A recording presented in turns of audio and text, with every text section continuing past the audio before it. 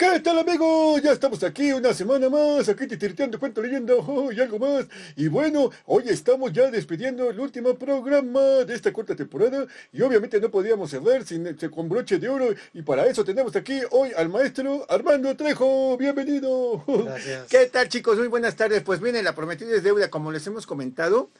Hoy es nuestro cierre de esta pequeña temporada, pero como pueden ver, pues la idea es, al final de cuentas, en mi opinión, quedó como un temario, maestro, y todo el mundo va aportando algo, que es lo que la intención, obvio, por supuesto, por respeto, estamos preguntando, pues para que los conozcan allá en todas nuestras radios comunitarias del país, a las personalidades que les he estado presentando, por supuesto que sí, les estamos, obviamente, pues es lo padre que lo conozcan y platicar de su carrera, pero también sin olvidar esta parte de pues de la docencia, ¿no? Que al final de cuentas todas las personas que han venido, pues todo el mundo como que desde su trinchera va aportando o educando.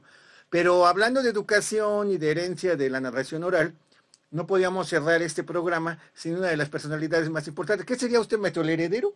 ¿Podemos decir la No, yo palabra? creo El sensei, el el discípulo. discípulo. Sí, sí, sí. Es que Y mire, sí, platica. sí, el discípulo que ha dado continuidad a la propuesta de Francisco Garzón aquí en México. Oiga, maestro, podríamos rápidamente, por el tiempo, Francisco Garzón, chicos, fue un gran hombre que andaba dando talleres en relación a por todos muchos países, y el día que llega aquí el Cervantino, platíquenos un poquito, maestro, quién fue esa personalidad, para que todos vayamos aquí entendiendo, porque aquí nadie conocemos nada de nada. Pues Francisco Garzón Céspedes, un dramaturgo, poeta, Ja. escritor y comunicólogo cubano, ya en los años 70 había empezado en Cuba a ocuparse de renovar el antiguo arte de contar cuentos. O sea, contar cuentos se ha contado siempre, los juglares, los chamanes, los cuenteros de la tribu, los cuenteros comunitarios y todos esos personajes que cuentan historias en sus comunidades. Los que llegaban de un pueblo a la noticia, a la fuente, al otro pueblo. Claro, y que eran unas sociedades también analfabetas, o sea, Sí. no existía la escritura, por supuesto, pero era muy importante la oralidad. Entonces Garzón lo que hace es, desde esos principios de lo que es, de la importancia que tiene un narrador oral en esas sociedades, que en nuestras sociedades, ya con personas ilustradas, formadas de distintas procedencias y profesiones, también pudieran tener una formación como narradores de historias, como cuenteros, como cuentacuentos o como narradores orales.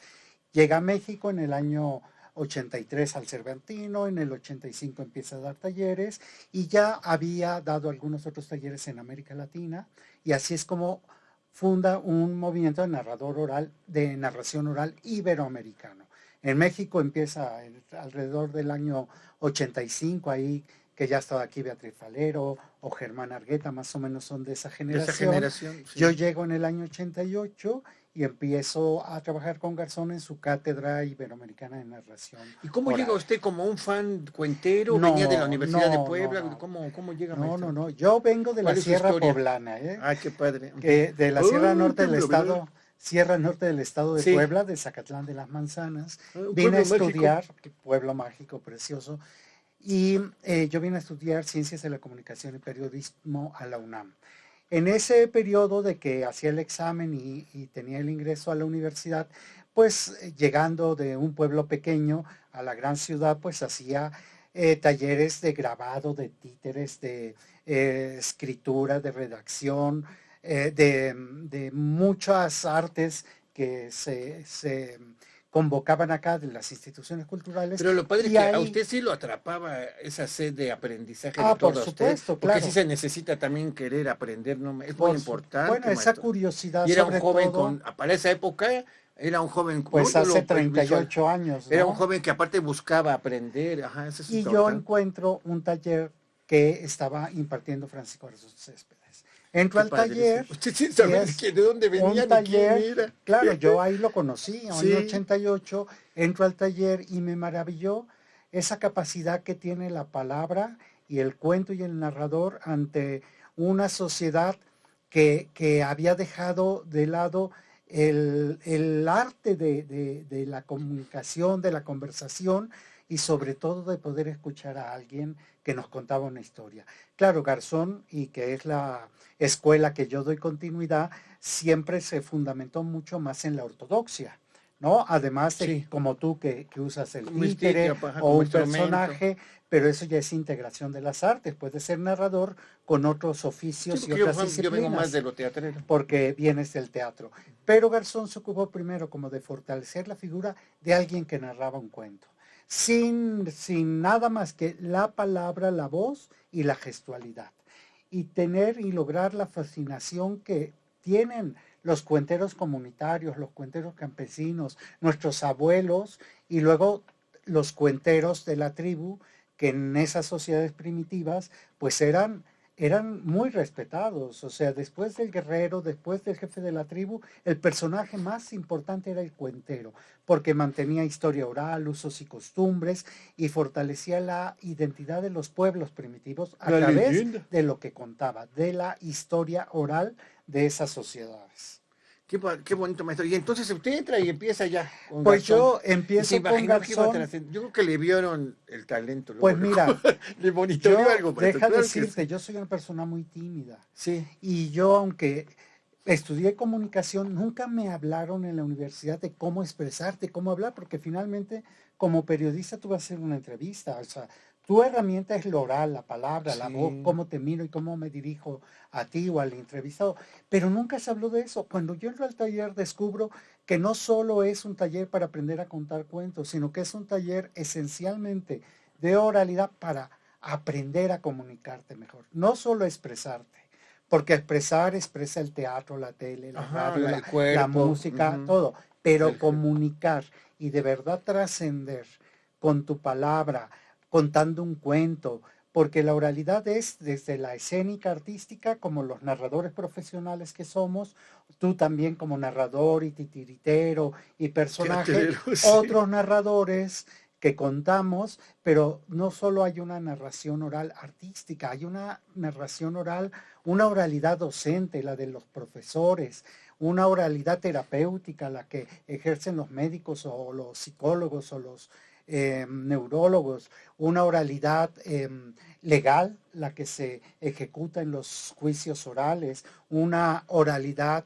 comercial, la de los vendedores, una oralidad artística o difusora, la de los políticos y conferencistas. O sea, la oralidad tiene muchas formas de Y facetas, expresarse, sí. pero Y nosotros, también es como un fin, ¿no, maestro? La comunicación. por Que supuesto, ¿cuál es el objetivo, no? Por ejemplo, el mío que voy mucho a escuelas, ¿no? A lo mejor estoy en otro, en lo docente. Y otro, como comenta el maestro, lo político, ¿no? Ya también es otra forma de expresión, ¿no? Es sí, o sea, son importante distintas. como entender bien Tú esa no vas a parte. dar una función de tu espectáculo a una escuela tratando de ser terapéutico, porque Exacto. tú no No soy eres, ni yo terapeuta, soy exacto. psicólogo. Yo Exacto. voy a contar historias porque voy a fomentar y a divulgar las fuentes literarias, las tradiciones orales y Usos estimular y costumbres.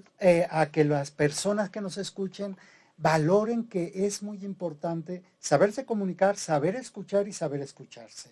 Y sobre todo hacer esta divulgación de toda la riqueza oral que tenemos, desde la literatura y desde la tradición oral, que es lo originario. Sí, y sobre todo también chicos, acuérdense, bueno, ya sé que ya están hablando sus lenguas originarias y muchos están hablando español, pero por ejemplo el español tiene un lenguaje mucho más rico que, por ejemplo, hablar en inglés dices una palabra y en español te pueden salir cuatro o cinco, ¿no? Entonces también hay una riqueza del vocabulario que también es importante. Miren, como no tenemos mucho tiempo, algo que le quiero preguntar al maestro, ya hablamos, ¿no? El inicio y usted es el heredero. ¿Cuántos años El el discípulo, discípulo y yo el heredero? porque es como Oye, usted recibir sí, así ¿verdad? una herencia, ¿no? Bueno, No, por decirlo así. sí la recibí, porque la Es que sí verdad es una fui herencia, un maestro. discípulo, yo creo que he sido el discípulo más importante del maestro Garzón. Exacto. Entonces, pues Sí, sí, porque por ejemplo está Betty Faleiro y demás que también lo vivieron y crearon su y propio fueron proyecto alumnos de y Garzón fueron también, alumnos, pero alguien quien sí toma, por decir, como el bastón de mando, la batuta, exactamente, sí es usted, al final pues sí sí, es como esa especie de herencia, ¿no? claro, sí, sí, sí. Y es una responsabilidad muy grande, Muy ¿no? grande, ¿sabes por qué? Porque Garzón me enseñó, y creo que eso tiene que ver con las disciplinas artísticas, ser muy riguroso y muy Claro. claro en nuestro trabajo, porque se fundamenta en la ética y en la estética de lo que hacemos. O sea, no abaratar nuestro trabajo, respetar la lengua, respetar el lenguaje, respetar las fuentes y los autores, respetar los cuentos originarios o de las tradiciones orales. O sea, nosotros tenemos una gran responsabilidad porque todo lo que decimos lo aprobamos cuando estamos en una feria de libro, en una escuela, Sí, claro. en una biblioteca o en un teatro contando historias. Es como, por ejemplo, a mí me pasa, yo sí de Navidad, digo, bueno, que sí pongo vestuario de Navidad y demás, pero a mí no me gusta contar los cuentos como de la literatura universal. O sea, me gusta, por ejemplo, ¿no? Los fantasmas de Scrooge, cosas así muy de la cerillera, como que no se pierda, porque sí se trata de eso, ¿no? De no, Claro. que hay cosas nuevas, pero no, como que no conecto mucho.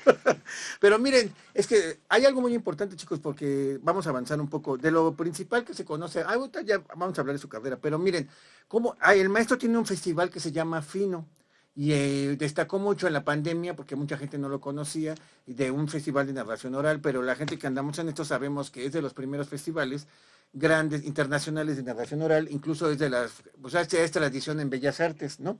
Pero más allá de la pose de que sea Bellas Artes o no, es algo que el maestro lo maneja como algo, ¿qué será? Que le da un icono al país, ese festival, maestro. Pero es interesante, una vez que ya toma el bastón de mando con Garzón, ¿cuántos años tarda como para llegar a este festival? ¿Cómo se dio este Es festival, que este maestro? festival empieza en el año 89 Sí, y se llamaba Cuento con la Ciudad y se hizo con el gobierno de la Ciudad de de México aquel en entonces. el año 89, cuando aparece Conaculta, cuando Sí, aparece empezamos. el FONCA. Se hace un festival el Gran Festival de la Ciudad de México y por primera vez se hace una muestra internacional de narración oral de cuentos. La incluyen en esos Y en ese festivales. festival, porque había festivales de las artes, música, teatro, Danza danza, siempre ha pero habido, el narración cenar, todo oral eso. es la primera vez que hay un festival importante y que después estuvo en los principales festivales internacionales de teatro, de artes escénicas, narración oral. Ahí empieza, yo ya estaba con Garzón, me tocó organizarlo, yo Sí, era discípulo, bueno, prácticamente pero un ya fue alumno, aprendiendo pero así. ahí yo prácticamente coordiné ese primer festival que ahora cumplió 36 años, este año Wow. 25, 36 años haciendo un festival de narración oral, un festival internacional donde abrimos, cerramos en el Palacio de Bellas Artes, porque es importante que las instituciones también reconozcan lo que hacemos Claro. y a la vez también estar en otros espacios, ¿no? En escuelas, bibliotecas, centros de acogida con adultos mayores, centros de rehabilitación o en algunos hospitales. O sea, sí cubrimos todos los Todos los públicos en puntos. distintas circunstancias. Y entonces de ahí viene lo de el programa de narración. De ahí Platíquenos un poquito empecé de yo eso. ya hace alrededor de 15 años con estos programas. Uno de los más exitosos que se considera programa de éxito es El Barrio Toma la Palabra. Y es unos talleres Uh, que hago en el centro histórico con Tepito, Exhipódromo de Peralvillo y Morelos, en la Galería José María Velasco de Limbal. Ahí se convoca pues vecinos sí, del la gente que barrio, quiere acercarse.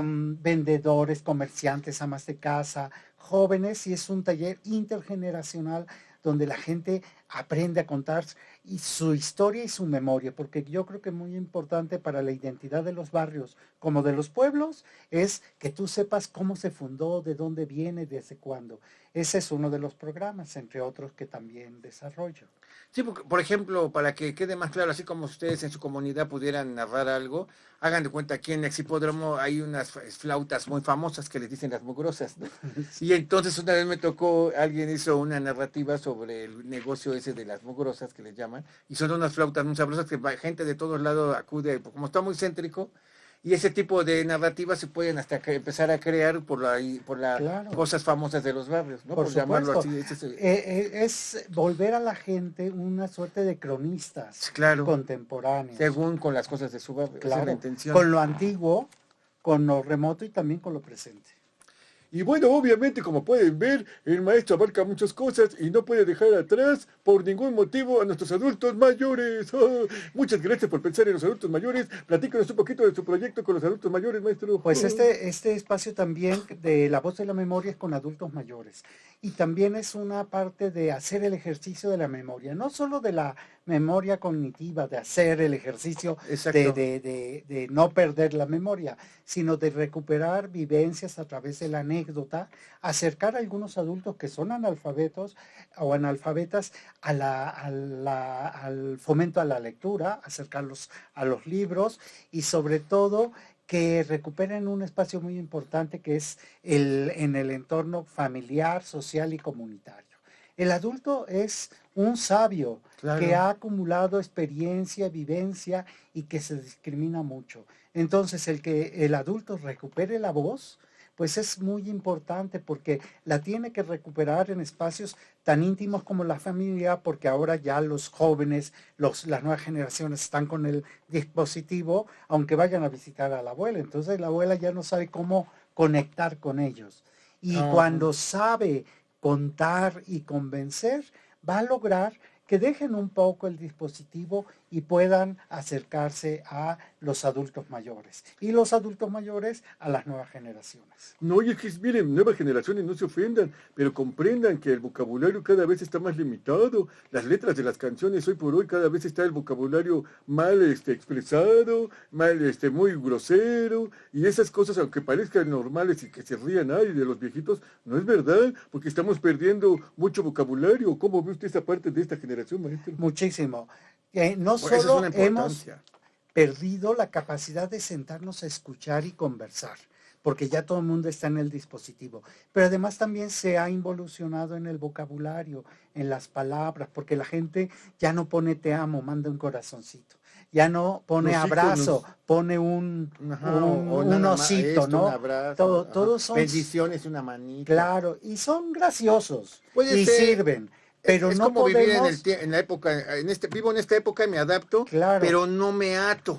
por Ahí supuesto. está la Entonces, diferencia, maestro. hay una gran diferencia de nuestras generaciones que salíamos a jugar a la calle, que teníamos que ver una pizarra donde nuestra maestra con un gis todavía tal y daba una escribía. clase Y si te portabas mal, te aventaba el bordadorazo. total, o el gis, ¿no? Sí. Pero donde había una comunicación. Ahora los profesores a veces padecen mucho que las nuevas generaciones tienen un margen de atención muy estrecho. Entonces ya se desesperan de escuchar porque vivimos en un mundo de imágenes, no de imaginario. Y yo creo que eso es lo importante, por ejemplo, ustedes con la importancia que le dan a los pueblos originarios. O sea, ¿cómo vamos eh, a rescatar? No porque están vivos, Claro. sino a darles, a divulgar su cultura. De ahí que, por ejemplo, el trabajo que hago y que he hecho, por ejemplo, en la Sierra Poblana, cerca Ajá, de mi con comunidad, carajo, en platíquenos, por favor. Zacatlán, con sobre todo mujeres y jóvenes que hablan náhuatl, porque son de la Sierra Poblana, Sí. de esta parte donde se habla náhuatl. Hay una comunidad que se llama Xonotla y otra San Miguel Tenango, que están a unos kilómetros de Zacatlán, y todavía ahí hablan. Y fíjate, a veces creo les da más pena hablar en español que en su propia Sí, lengua. lengua. Y eso es muy bueno, pero lo importante es que les demos apertura y visibilidad, porque creo que a veces algunos programas en los pueblos mágicos, por ejemplo, son como, folclórico, ¿no? Es folclórico el pueblo. No, es que no es folclore, es cultura. Y además en esos pueblos los viejos, sobre todo los adultos mayores, tienen una sabiduría. Ellos tienen algo que es muy importante, cultura oral, porque no es que nosotros que estudiamos una carrera, que tienes una maestría, doctorado, somos más sabios. Bueno, somos más estudiados, pero no Pueden tener más necesariamente teoría, más algo más sabios. de teoría, ¿no? Entonces, creo que a veces se subestima a la persona que no tiene una carrera, pero tiene una cultura oral. O sea, mi abuela que yo visitaba, ella no terminó la primaria No se usaba. porque llegó la revolución Sí. y había batallas ahí en el pueblo. No la terminó, pero ¿qué tenía? Una sabiduría de historias, de vivencias, de lo que había pasado en el pueblo y además, ¿sabes? Hasta un lenguaje muy rico, con arcaísmos. Un arcaísmo son esas Ok. palabras antiguas que usaban los abuelos y que todavía como por siguen decir, dame usando. un cacho. Bueno, cacho Ese no, tipo de pero de cacho. pronto, Ahora ya no, pero yo tenía unos amigos que se reían porque mis abuelitos decían, dame un cacho, y te agarraban un claro, y pedazo de ahora tu la pan, gente y un ya, amigo, ay, hablas como mi abuelito. Y yo decía, pues para mí pues era muy fíjate, común porque claro, mi abuelito claro, decía, dame un ¿no? cacho. O de muchas expresiones que eran de nuestros abuelos y de estas personas que tienen una gran riqueza de lenguaje. Además, para mí son doblemente admirables porque aprenden el español también. Porque, bueno, vivimos en una sociedad donde se habla más el español, pero creo que es muy importante que conserven su propia lengua. Eso lo he hecho y ya han venido en 2 ocasiones al Palacio de Bellas Artes 2 representantes de estos 2 pueblos originarios a contar en náhuatl en el Palacio de Bellas Artes. En su idioma original. En su idioma original, luego hacen como una síntesis ya en castellano, pero la gente, lo importante es que la gente les reconozca y que ellas o ellos que vienen a un lugar como el Palacio de Bellas Artes o una biblioteca, una escuela aquí a la capital, sientan que están ocupando lugares que nos pertenecen a todos. Que no son elitistas, que no son exclusividad de... Exactamente, como los del barrio toman la palabra del centro histórico.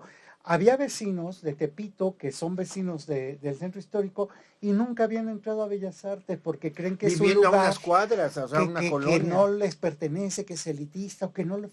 No, y ya han estado allí y eso dignifica a las personas. Claro que sí. Y es una manera de visibilizar que hay una cultura de barrio y una cultura comunitaria de ciertas colonias, barrios, de los pueblos serranos y de los pueblos originarios también en distintas, de todo México. También yo creo que eso es importante, eso que maneja usted que está trabajando, estamos dignificando en estos tiempos todo eso, ¿no?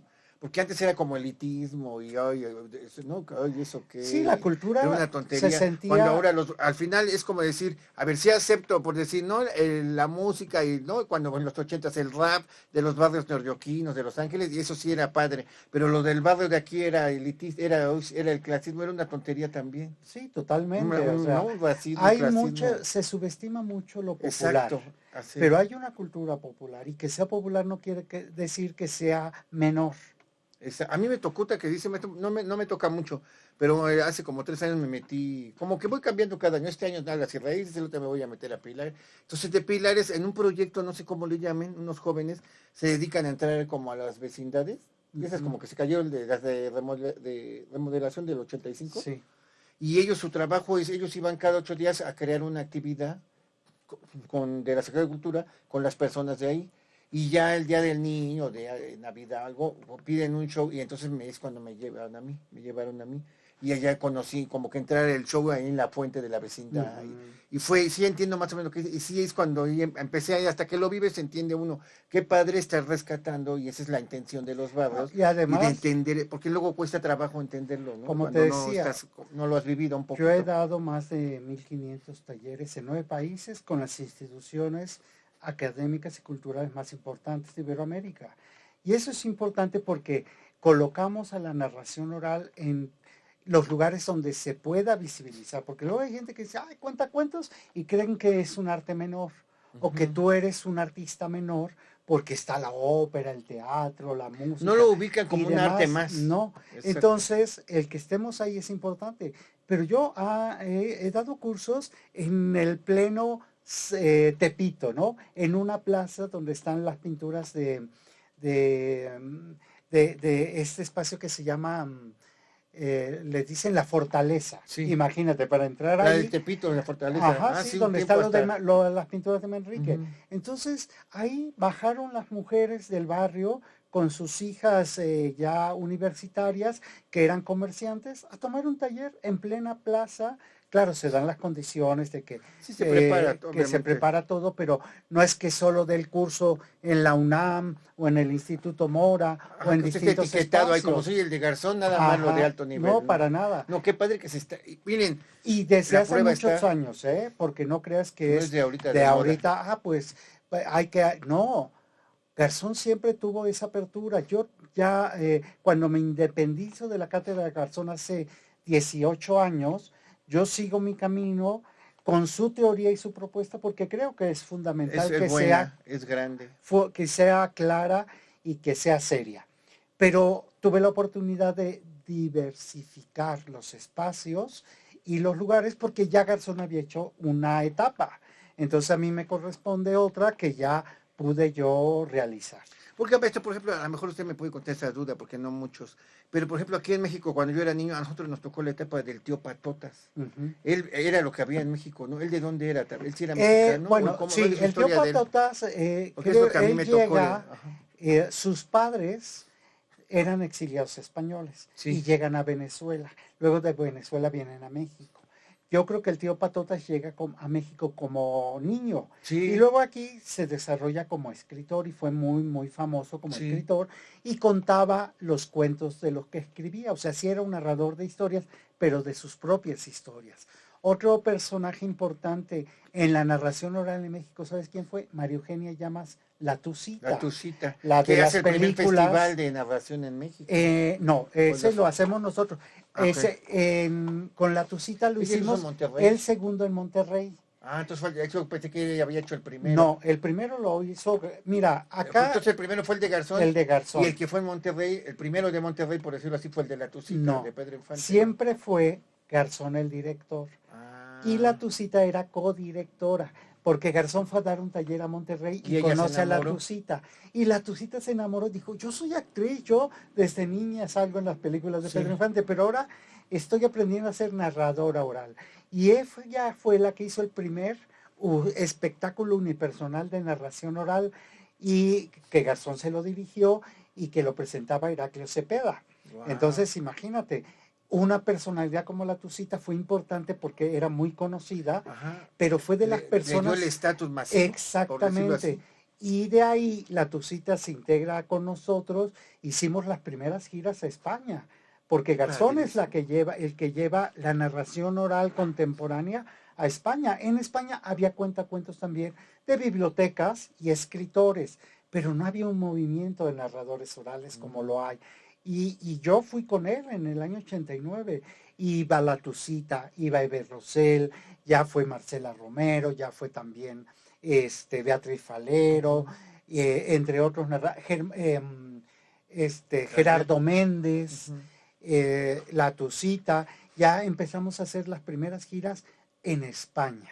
Y ellos Y ya era como más escénico. ellos ya eran Ellos unos sí lo crearon narradores, escénico por fueron su como, postura de ella. claro, fueron como los primeros narradores así, Ya más más escénico. escénicos, artísticos. Qué bonito. Y como eran personalidades, ¿sabes qué fue importante con ellos en esos comienzos? Que ya tenían como una formación. Eber Rosell, pues como una persona performance, un poco cantante, escénica, la Cada quien le fue Tucita como metiendo su arte, actriz, exacto. Beatriz no tenía una formación artística, pero fue de las primeras Pero alumnas aparte de Garzón. físicamente trae esa onda teatrera, ¿no? Sí, Grandota y sus manos y claro, pero esa fíjate, actitud.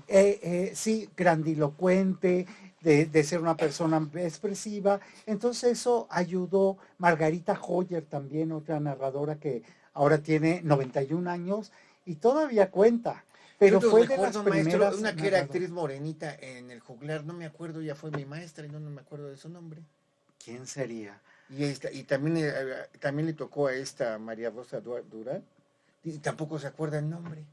No nos acordamos. Claro, porque luego Garzón dio los primeros talleres y luego ya daba taller años después Marcela Romero, Ujú. Moisés Mendelewis, Germán Argueta, Beatriz Falero, Vivian Trión, este, Gerardo Méndez o Benjamín Briceño, o sea, como de las personalidades más importantes. Que era de la época.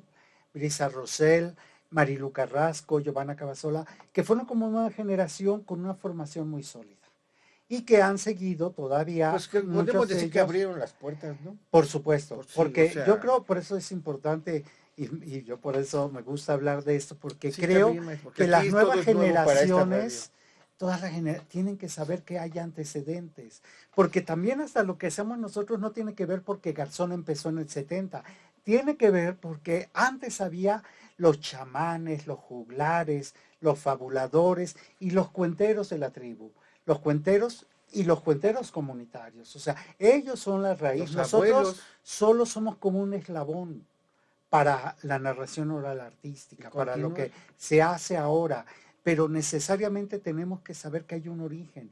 Y el origen es precisamente el de los pueblos originarios, porque ahí no existía la escritura, ahí la palabra tenía esta condición de ser la principal fuente cultural, ética, estética y de identidad de estas. Y con los años al final, pues las leyendas que siguen, ¿no? Claro, porque aunque como la leyenda del maíz y la leyenda, todo tiene una las leyenda. los primeros cuenteros no contaban cuentos, contaban la historia oral, porque tenían que saber cuál era su origen. Luego empiezan los cuentos, mitos y leyendas, porque tenían que dar una suerte de explicación del porqué de las cosas, por qué se erupciona un volcán, por qué los conejos tienen las orejas largas o por qué hay maíz de distintos colores. Y por ejemplo, los primeros espectáculos así más teatreros como el de la Tosita, ¿qué temáticas tocaban, maestro? Mira, no eran, pero idea? mira, que quede claro, no eran teatreros. No como tal, ¿no? Eran escénicos, que es distinto. Muy diferente. Claro, porque las artes escénicas está el teatro, la música, la danza, la ópera, las artes circenses, el clown y la narración oral. Pero tenemos que entender que la narración oral no es teatro.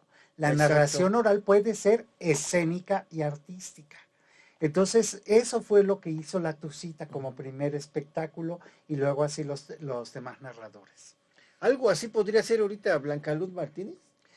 Yo digo ella en su postura de narradora, pero... Ella es narradora oral y también es narradora que llamamos nosotros personaje narrador. Por ejemplo, tú eres un personaje narrador, eres un arlequín. Blanca Luz, cuando hace alguna representación de cuentos o leyendas coloniales, va como un personaje. Pero ella igual, sin ese vestuario, sino simplemente regularmente cuando contamos los narradores orales artísticos, vamos de negro o de blanco, porque lo importante es la historia, no un vestuario, no un títere, no una escenografía. Pero eso no deja de ser artístico, escénico, pero no es teatral. Y esa es una era lo que hacía. Claro, lo que hacemos la mayoría de los narradores orales. Ay, qué interesante, se nos va a acabar el tiempo, ya se nos va a acabar, ay, no. Bueno, entonces, platíqueme rápidamente, entonces, la comunidad LGTB más ahora. Bueno, ¿cómo llega a trabajar? Yo llego ahí a través del INBA también a la Clínica Condesa, la clínica de SIDA, que es una clínica de atención a personas con condiciones de salud en las que se atienden ahí. Pero a la vez la Clínica Condesa con Bellas Artes ha propuesto talleres artísticos. Y a mí me tocó hacer un taller de narración oral con la comunidad LGBT y llegaron mujeres transgénero, trabajadoras todo tipo y de personas, adultas mayores que no pertenecen a la comunidad LGBT, pero que estaban pues con problemas de medicación y tratamiento. Y ahí surgió este proyecto que se llama Voces Transparentes, que es más, se ha hecho un documental que se estrenó el año pasado, que está ahorita ya en 6 festivales internacionales, que habla de la importancia de la narración oral para cualquier grupo, comunidad y demás, y en este caso con la comunidad LGBT, porque hay muchísimos activistas, muchísimas personas que se dedican a la prevención de la salud. ¿Y cuál es su herramienta? La palabra, porque tienen que convencer. O sea, yo porque hablo con convicción, porque sé de lo que hablo, me gusta y yo quiero convencer que la gente se interese por esto. Y estas personas, pero igual un maestro, una educadora, un promotor de la lectura, tiene que ser creíble cuando cuenta. Porque si vamos a fomentar también el acercamiento a la lectura y al libro, tienes que saber encantar a la gente para que se acerque a los libros, a la lectura o a las tradiciones orales y las historias de los pueblos originarios. Miren, como no hay mucho tiempo, también obviamente todo el mundo, pues así de aquella época dan talleres y demás, lo han dicho aquí. ¿Usted dónde da sus talleres, maestro? Bueno, para que lo sigan en sus redes sociales. En las redes sociales, en Facebook, porque somos una generación de Facebook, todavía. Nosotros somos facebookeros, aunque yo tengo mi Instagram, nomás lo uso de publicidad, sí, pero no tanto, Armando Trejo, Fino AC. Fino es Foro Internacional de Narración Oral, pero ahí me encuentran, Armando Trejo Fino, y ahí está todo lo que publicamos. En Instagram y en X es finocuentos, arroba. Para que esté pendiente la gente promedio, ¿en qué mes es su festival cada año? El festival es todos los veranos, alrededor del mes de julio, se inaugura en Bellas Artes, pero lo hacemos en el Palacio del Antiguo Ayuntamiento, o en Papalote, el Museo del Niño, en algunos otros espacios culturales, Igual y como por el Día del la Niño Casa puede de la ser. Primera Imprenta. No, tenemos una Es que la programación verdad, sí, maestra, es una institución. bastante. Ahora que entren al Facebook, es una Ahí lo institución. van a ver porque yo te llevo 2 ciclos. Sí, Cuenta el Mora, que es todo una vez al mes, y la hora del cuento, que es con la Coordinación Nacional de Literatura Limba. O sea, si entran, van a ver que tenemos funciones para jóvenes y adultos de narración oral y son permanentes. qué bonito. Pues miren, maestro, no sé, ya se nos va a ir el tiempo. Estoy muy agradecido porque ahorita la intención de este proyecto, por ejemplo, lo que hablábamos, jamás nos imaginamos que iba a haber una radio dirigida, una secretaría y dirigida a la comunidad, toda la radio indígena que está conectada aquí. Y pues me siento muy honrado de que esté aquí porque sí se necesitaba para el final de este proyecto, pues que alguien nos contara bien la historia, ¿no?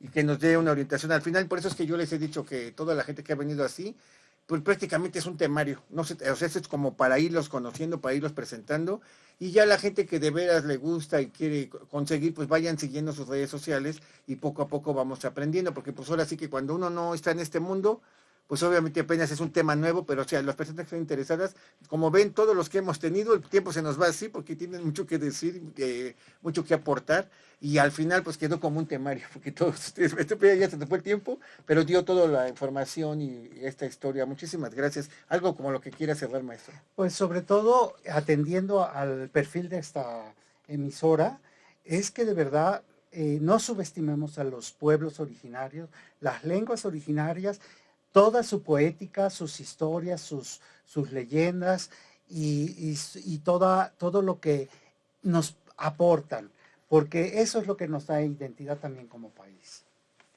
Hoy público, pues como pueden ver, ha sido una información muy bonita y como muy agradable, como siempre maestro, su tono de voz, está como muy calmado, pero a la vez habla mucho. No, y es que sí, qué padre, y ese es el expertise que tiene, maestro, porque a pesar de que usted se percibe una persona muy tranquila y sí se ve, de todos modos dijo todo, Claro. sin ser tan alocado. Oye, pues sin lo aprendí en la narración sí, oral. muy padre, de verdad estamos muy agradecidos, muchísimas gracias. No, a Oye ustedes. amigos, pues como pueden ver, hemos cerrado con broche de oro con el maestro Armando Trejo. Esténse pendiente, como dice acá el Arlequín. Esto es como un temario y ahora sí a seguir y vamos a ir aprendiendo poco a poco. Y recuerden que en el transcurso de los programas que vamos a tener aparte los jueves en el México Voz y Canto de los Pueblos, lo que vamos a hacer es también seguir invitándolos para cuando ellos tengan algún festival o alguna cosa que hacer en la cartelera cultural, pues ahí los vamos, ahí ya tenemos el contacto y así podemos ir invitándolos según sus eventos y demás para el siguiente año, maestro. Contamos con unos programas en vivo los jueves. Y así va esto para cuando sea fino y a lo mejor nos viene a platicar del festival y lo anuncia en vivo. Y ahora sí que es como el parteaguas poco a poco. Muchísimas gracias. Esto fue Titireteando Cuento Leyenda. Nosotros regresamos. Hasta pronto. Ay, amigos, ya estamos aquí de regreso. ¿Cómo está, don Arleco? Pues miren, estoy muy contento, nada más que obviamente como todos los finales. Hoy estamos grabando nuestro último programa de esta corta temporada, pero maravillosa para mí. Ay, don Arleco, pues sí que vivimos muchas aventuras. Empezando porque quiero imaginar que la estructura nos la daría la maestra Betty Faleiro. Pues sí, mire público, como pueden ver, yo cuando yo hago la convocatoria, ya sabes, ¿no? Pues uno vivo en Aragón y, no, pues de qué barrio vienes tú y demás, ¿no? Aquí en la CEPI, en la Ciudad de México. Yo, la verdad es que sí, pues para qué inventar cosas que no, ¿no? Y demás.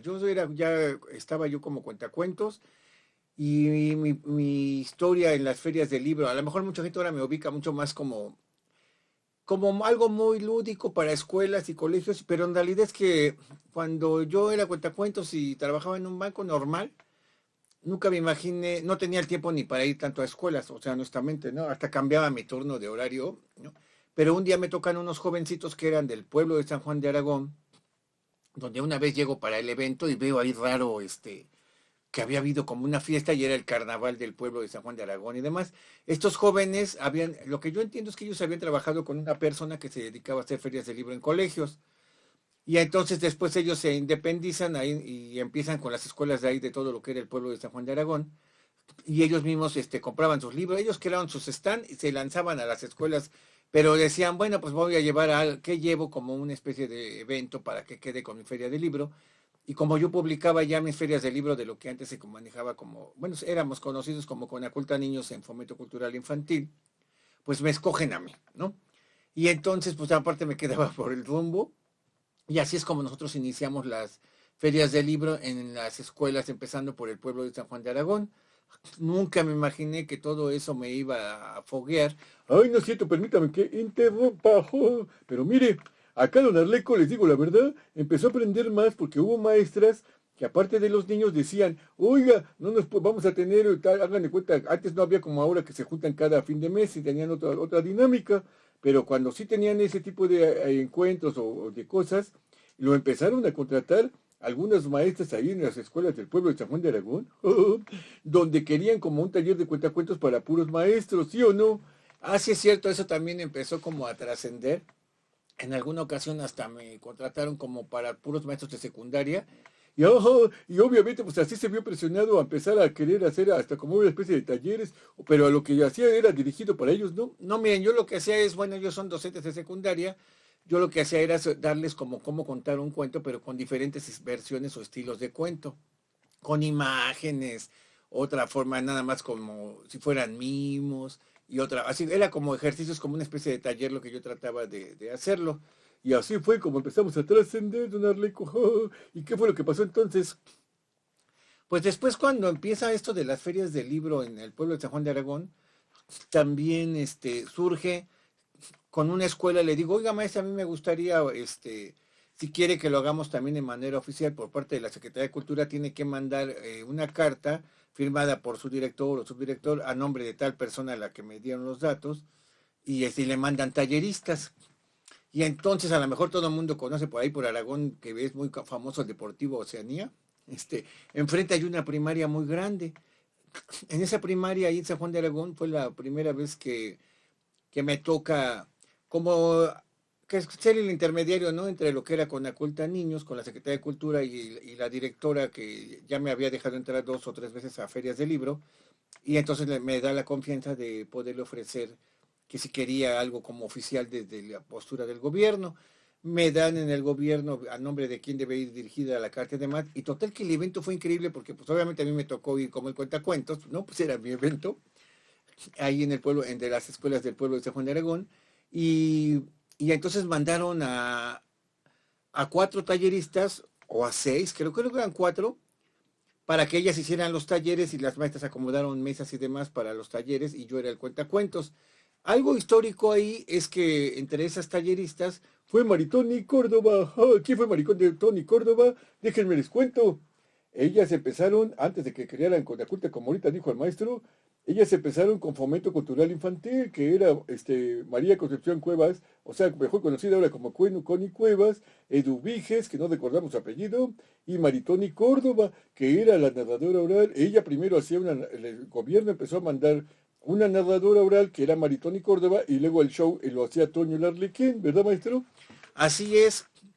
Entonces, ahorita de las cosas históricas de alguien que ya no está con nosotros, Maritón y Córdoba todavía era de los últimos eventos como con Aculta Niños, ¿no? Eso ha de haber sido como por no me acuerdo bien, mejor ni digo años. Pero bueno, Maritón y Córdoba hizo la narración oral que tenía un cuento muy importante, muy especial, que hasta hacía gritar a los niños, lo recuerdo muy bien ahí en ese evento. Y era como un muñeco misterioso que hablaba así, ¿no? Y espantaba. Ay, es como si yo hablara solo, sin usted. Exactamente, pues daba miedo, Piquingo. Y era un cuento muy famoso que tenía la maestra Maritoni Córdoba, creadora de lo que conocemos hoy en la historia como Conaculta Niños.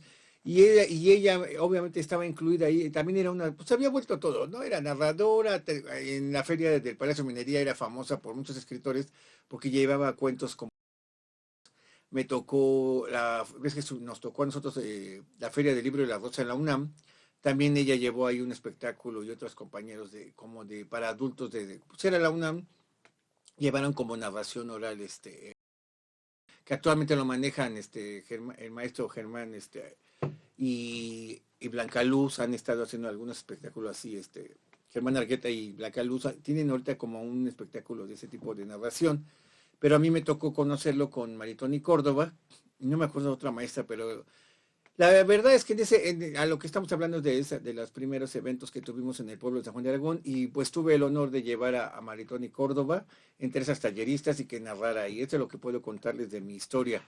Y ya después, entonces, ¿qué fue lo que pasó? Pues lo que pasó es que entre tantos eventos y demás, empiezo a descubrir que sí, también los gestores culturales de los grandes festivales me empezaban como a etiquetar que sí. Ah, mire, déjenles cuento porque se le olvida este. La primera vez fue el Festival Internacional de Otoño de Matamoros y entonces llegamos y era un foro gigante, ¿verdad? El foro principal, pero ¿qué creen? Lo empezaron a llenar de muchas escuelas y escuelas eran de kinder, primaria, secundaria y hasta preparatorias particulares, pues era el Festival de Otoño. Se llenó aquel auditorio y pensamos que todos los días íbamos a estar en auditorios y al otro día, ¡oh, sorpresa! Pasaron la camioneta del DIF por nosotros y el DIF había organizado un evento muy grande en las comunidades, en las comunidades así como tipo La Sierra o algo, ¿cómo se puede decir? Pues ahora sí que en los ejidos, ahí es cuando empiezo yo a descubrir público que esto ya estaba trascendiendo más. Y así, sí, primero un día fue el gran auditorio y demás, y al otro día pasan por mí al hotel, pero era una camioneta del DIF, y junto al Festival Internacional de Otoño de Matamoros con el DIF, de una comunidad en los ejidos muy grande, juntan a un kinder, dos primarias y la secundaria del lugar, y entonces hacen un evento masivo muy grande con escenario y todo que montó el DIF. Y ahí es cuando empiezo a entender que me están ubicando más, que este trabajo, que mi narrativa sirve más como para escuelas. No, obviamente, pues yo era el más feliz, ¿no? Porque sí me gusta mucho la docencia y este tipo de cosas. Ay, pero entonces al otro día también esperábamos y ahora sí nada más lo mandaron y lo llevaron a una primaria, ¿sí o no? Sí, vikingo, efectivamente.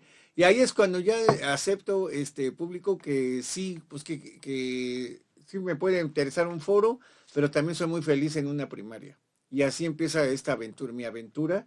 Después ya, pues ya saben, ¿no? Estando en Conaculta, me mandaban, también me mandan a la Olinjo Listli, Pero era para los niños, ¿no? Los niños que estudian el Olinjo Listri, turno vespertino, matutino.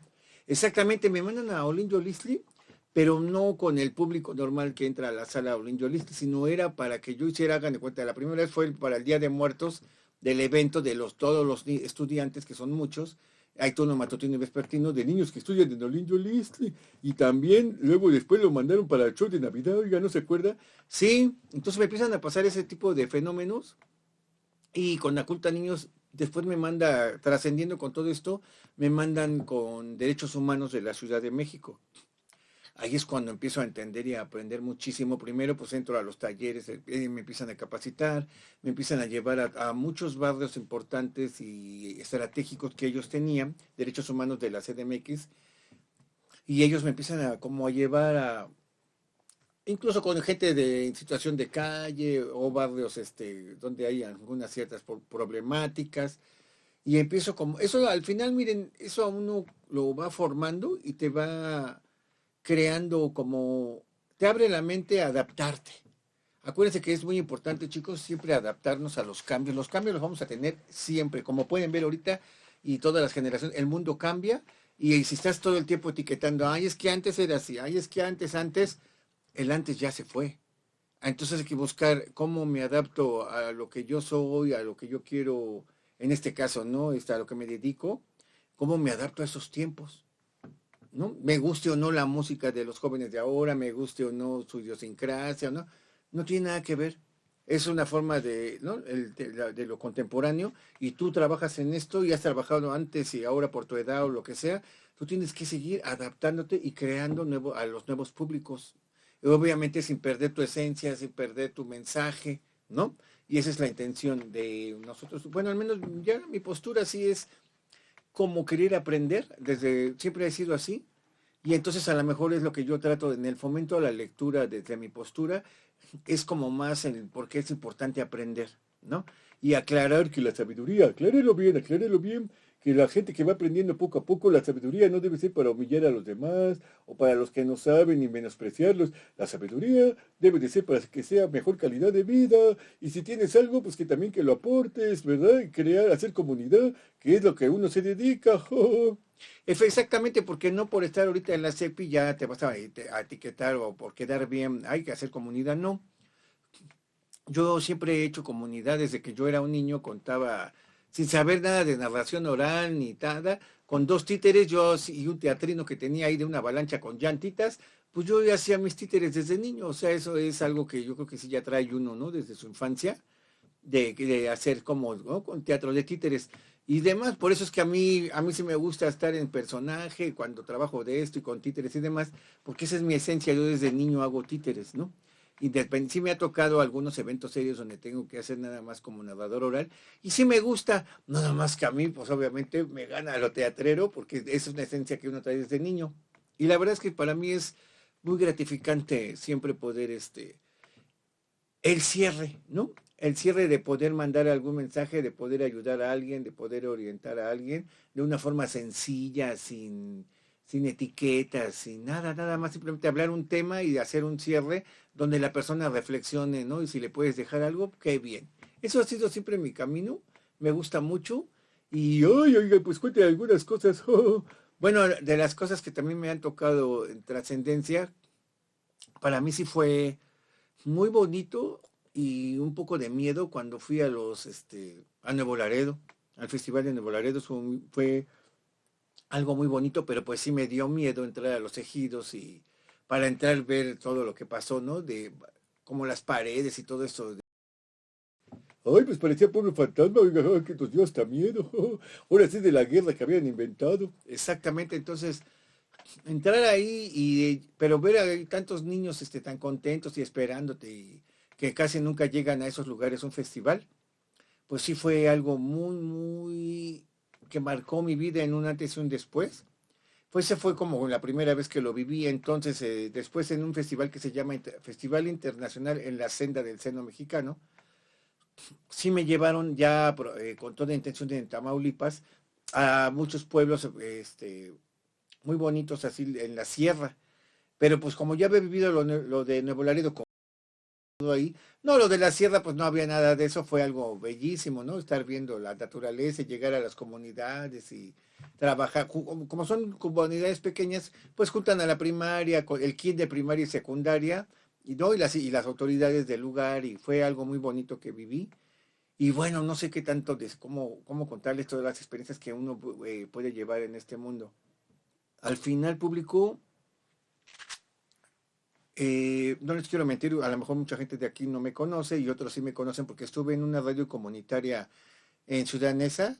También un día así de la nada me ofrecen un micrófono y lo acepto, pero pues como uno no tenía tanta experiencia y con ganas de aprender y hacía yo muchas cosas como a propósito mediáticas. Mediática quiere decir de medios, ¿no?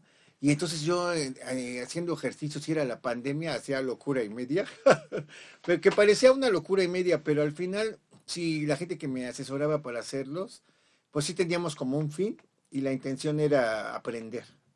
Y nunca me imaginé que a lo mejor todo eso hoy trasciende en estar aquí desde una manera más responsable, más comprometida, ¿no? Acabo al final, pues ya tuve como mucho tiempo de experimento y me siento muy contento, se los digo así sinceramente, ¿no? Digo, aquí ya llevo en Totlacto Radio, en la CEPI, ya voy para 2 años en mayo. ¿Qué será que llevo más de mayo?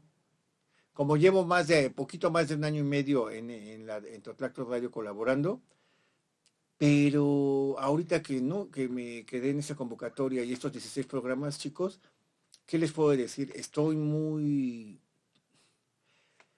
¿Sabe qué? Lleno de crecimiento, porque en el buscar, fíjense, en el estar buscando.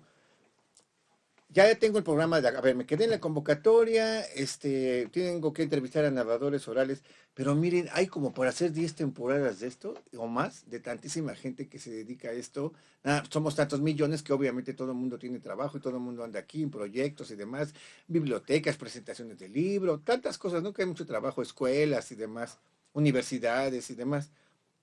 Pero aún así, fíjense que sí hice mi trabajo en escoger a las personalidades que yo consideré en mi mundo importantes para que ustedes las pudieran conocer como en este primer proyecto en una secretaría como esta, ¿no? ¿No? Prácticamente pues es el segundo sexenio que inicia y donde está radio, entonces es como con mucho cariño, con mucho amor la selección de las personas que escogí. Nunca me imaginé que íbamos a tener a un niño, al niño de los clavados, ¿no? El hijo de mi amiga que había ganado la medalla de oro y cuando dije, tengo la oportunidad de poner a un niño del país que puede servir como ejemplo, ¿no? De lucha, de éxito. ¿Con quién lo pongo? Y por suerte, pues tengo la amistad y la conexión con la narradora y pedagoga famosa Astrid Perellón. Y bueno, cuando vean ese programa, van a ver qué magia y qué conexión hubo ahí, está increíble. ¿Qué les puedo decir? Con Blanca Luz Martínez como una docente y ahora una narradora, pues lo que se logró. Si pues me pongo a hablar de todos los programas, pues el de Betty Faleiro con el que iniciamos, con Juan Carlos Jiménez, el trailero intergaláctico, pues esta parte de que Betty nos cuenta cómo también llegó, así como ahorita el maestro Garzón, cómo crean la primera vez la asociación de narradores, cómo viajan la primera vez que los invitan a Europa, la primera vez que se presentan en Bellas Artes. Todo eso era importante entrevistar primero a estas personalidades, porque son las que nos están dando la estructura para que se entienda bien de cómo llega el camino y el proceso de la narración oral en México. ¿No? Al final ahora pues todo el mundo, como pueden ver, pues ya son ahora sí que casi catedráticos de la narración oral y pues muchas cosas muy bonitas, ¿no? Que hemos ido creciendo. Entonces, yo sé, público, que todo esto es nuevo para nuestro proyecto aquí en la CEPI y por eso es que yo escogí a todas estas personalidades como para que, como lo he dicho en algunos programas, es un temario para que empecemos a seguirlos con quien nos sintamos cómodos y vayamos aprendiendo poco a poco. Por ejemplo, ustedes que tienen una lengua tan bonita que estamos ahorita en el país rescatando las lenguas originarias, está bien, no tienes por qué perder tu lengua, pero ya que estás hablando español y estás entendiendo lo de la narración oral, entonces vas a irte, ve, sigue alguno del que te guste, síguelo, ¿no? Para que vayas aprendiendo.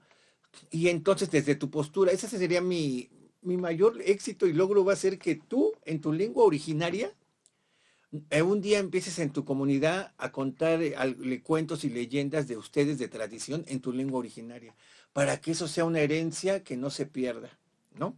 Como lo decía el maestro ahorita, la oralidad, es muy importante. Antes así, hagan de cuenta, había la noticia, ¿no? La noticia importante o el escándalo de moda, y llegaba un juglar a contar la historia a un pueblo, al pueblo, a los pueblos cercanos en una fuente, pasaba la noticia en esa oralidad. A mí me gustaría que toda la gente que esté interesada, que nos estén viendo en la radio comunitaria, que empiecen a rescatar algunas historias y leyendas de sus comunidades y las empiecen, si quieren grábelas o hagan algo para que las podamos pasar allá. Acuérdense que tenemos el espacio aquí en Totlacto Radio. Este es un programa que nada más son 16, pero recuerden que estamos los jueves a las 3 de la tarde en México Voz y Canto de los Pueblos, en un programa de Totlacto Radio, desde el sexenio pasado. Y ahí tenemos un programa en vivo, entonces a lo mejor un día si quieren mandarnos un videíto o algo con una narración de su lengua originaria y de algo que sea de tradición oral de tu comunidad, yo voy a ser el más feliz. Ese sería mi regalo y obviamente nos van a el video y lo pasamos y lo presentamos allá en México Voz y Canto de los Pueblos. Eso sería como ahora sí que es una continuidad donde allá nos vamos a poder seguir viendo. Estamos los jueves. A veces puedo, a veces no, y demás está Cintia Ortiz, está Juan Hernández, está Mari Carmen, no, pero a veces sí puedo, a veces no, pero el día que sea, todos ahí podemos pasar tu video. Y ojalá que todo esto que has aprendido trascienda en eso, en que alguien en su lengua originaria nos cuente una versión. Si quieren utilizar no un títere o una imagen en teatro de papel o alguna idea, o una artesanía, no sé, la historia de una artesanía, algo, lo que se les ocurra, lo pueden hacer. Y nos vamos a seguir viendo allá en México Voz y Canto de los Pueblos, en Totlacto Radio, que son los jueves a las 3 de la tarde en vivo. Ha sido un honor, de veras, muchísimas gracias. Jamás imaginé, y les digo la verdad, jamás imaginé que incluso algunas personalidades de las que van a ver en esta corta temporada se haya sumado. Pero es que también saben qué, chicos, ahí es cuando es importante la narración oral y cómo lo comuniqué.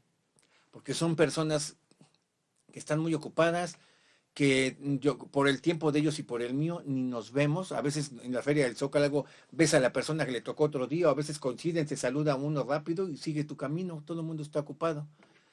Pero la forma de explicarles cuál era la intención de este proyecto y que sí respondieron y aquí los vieron, fue por la forma en que uno se expresa y cómo les hice la invitación para que entendieran que no nomás era una entrevista, que teníamos que aportarnos algo para que ustedes por primera vez fueran entendiendo este arte de la narración oral. Muchísimas gracias, soy su amigo. Mi nombre completo es José Antonio Aragón Ramírez, mi personaje es Toño el Arlequín y estoy muy contento de haber participado en este gran, increíble proyecto y espero que de veras pueda trascender y ustedes Al final, miren, lo único que yo quiero es que comprendan la importancia de la oralidad y la importancia de que con esto, contando sus leyendas, rescatemos toda nuestra cultura y tradición. A veces es un país tan grande, tan plural, que no tenemos idea de lo que estás viviendo en tu comunidad y lo que para ti puede ser muy ordinario, de eso tienes que hablarnos, porque para ti es muy ordinario de tradición y aquí no lo conocemos. Entonces búscale ese punto para que nos mandes tu video, búscale ese punto y verás que va a ser fascinante lo que para ti es común, porque ahí es de tu raíz, de tu comunidad, para nosotros va a ser algo novedoso y algo hermoso. Así que empieza a aprender a monitorear qué narrativa puedes crear. Ha sido un honor de verdad y espero que todos estos 16 programas enriquezcan también tu cultura general. Les mando un fuerte abrazo y hasta la próxima. Muchísimas gracias a todos. Y obviamente ya saben, CEPI por siempre. Y aquí andamos todos, nos seguimos viendo los jueves en México, Voz y Canto de los Pueblos, a las 3 de la tarde, en Totlacto Radio, aquí en la CEPI. Hasta pronto, muchísimas gracias a todos. Que tengan un gran día. Oh, ¿qué tal, amigo? Ya estamos aquí una semana más de la leyenda. Y ahora les traigo esta leyenda. Imagínense ustedes ir a un aparador y ver en las vitrinas un maniquí muy extraño y demasiado real que a lo mejor puede dar hasta miedo. Pues eso fue lo que pasó allá en Chihuahua con una maniquí que conocida mejor como la Pascualita. Y fíjense bien, vamos a arrancar con esta hermosa, enigmática leyenda para los que les gustan las cosas paranormales. En 1930, un escalofrío recorrió la ciudad de Chihuahua con la llegada de una enigmática figura, un maniquí de belleza sobrenatural. Importado desde Francia, provocó diversas reacciones por su asombroso parecido con un ser humano. Oh, ¿se imaginan ver un maniquí tan real?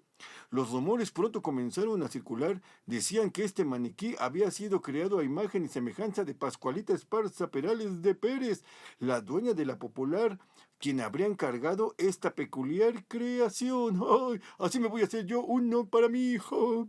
Lo que verdaderamente causaba escalofríos era el hiperrealismo del maniquí, sus manos con dedos delicados y uñas desgastadas. Imagínense verle las uñas hasta desgastadas, ¡qué miedo!